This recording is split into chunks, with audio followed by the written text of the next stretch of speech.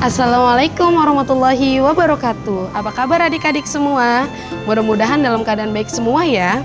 Baik, untuk video kali ini adalah tentang pengurusan jenazah, di mana kadenya sebagai berikut.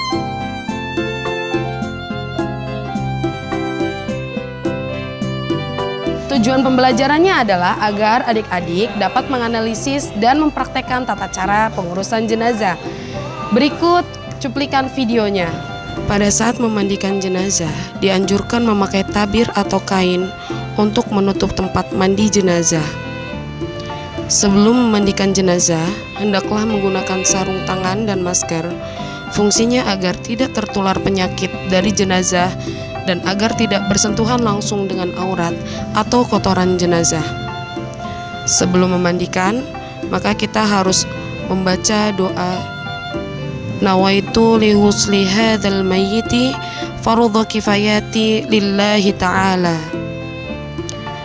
Ketika memandikan jenazah, tetap menggunakan kain basahan, tidak boleh dibuka. Tujuannya untuk menutupi aurat dan menutupi aib jenazah. Tahap yang kedua, membersihkan seluruh tubuh mayit dari lubang hidung, lubang kedua mata, lubang kedua telinga, termasuk gigi-giginya, juga kuku-kukunya dari tangan dan kakinya.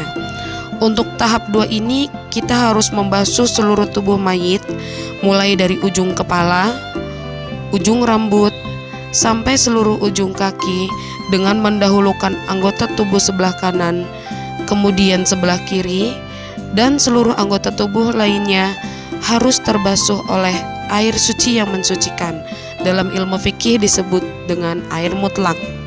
Ketika memandikan jenazah, disunahkan menggunakan air yang dicampur dengan daun bidara, dan sunahnya ketika menyirami tubuh jenazah, jumlah siramannya adalah ganjil.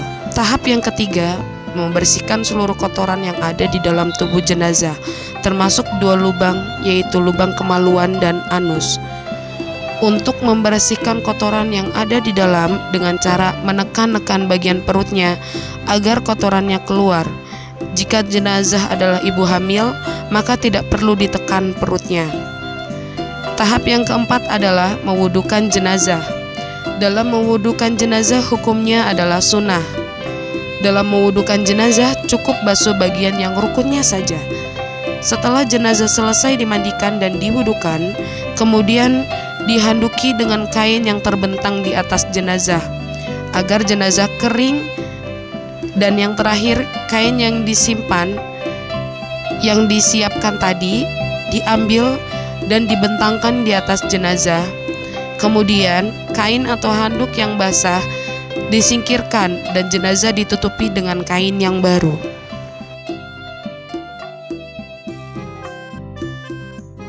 Dalam proses mengkafani, tahapan yang pertama adalah mempersiapkan kain kafan untuk jenazah tersebut dengan cara mengukur tinggi jenazah. Kemudian kain kafan dilebihkan sedikit atas kepala 30 cm dan 30 cm untuk di bawah kaki, serta tali untuk mengikat sebanyak 5 buah. Untuk jenazah laki-laki menggunakan 3 lapis kain kafan, sedangkan untuk jenazah perempuan 5 lembar kain kafan, diantaranya 3 lapis kain kafan, baju kurung, jilbab, kemben atau sarungnya, dan kain untuk menutup kemaluan. Pertama-tama bentangkan tali, setelah itu pasang kain kafan pertama tepat di tengah-tengah tali yang dibentangkan. Setelah itu ambil kain kafan lainnya dan pasang di bagian 1/3 kain kafan yang pertama. Kemudian pasang kain kafan ketiga di 1/3 kain kafan pertama. Untuk jenazah laki-laki cukup dengan 3 lapis kain kafan saja.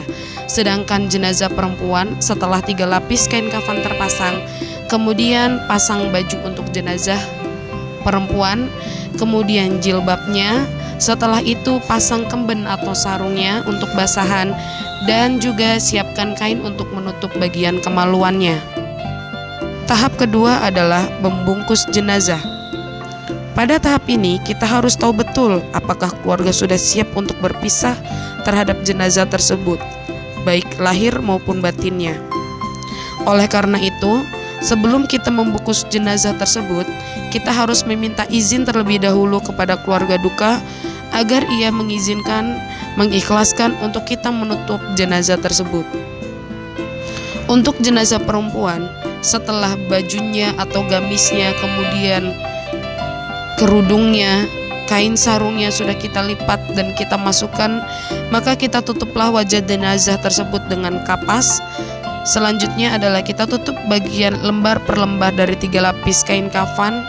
Sedangkan untuk jenazah laki-laki tersebut, lipatan yang pertama, kain bagian atas akan menutup bagian arah kanan mayit sambil mencabut pelan-pelan kain yang digunakan untuk menutupi tubuh mayit. Kemudian kain dirapikan dan dipadatkan.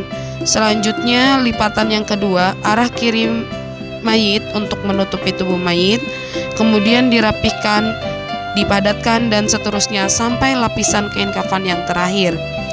Tahap ketiga adalah mengikat. Dalam mengikat, posisinya adalah di sebelah kiri mayit. Tujuannya agar saat dimiringkan akan lebih mudah melepasnya.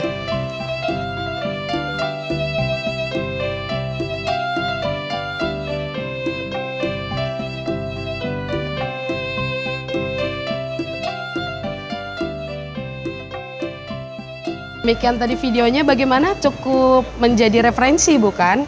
Mudah-mudahan video kali ini dapat membantu adik-adik dalam KBM belajar di sekolah ya. Cukup sekian. Wassalamualaikum warahmatullahi wabarakatuh.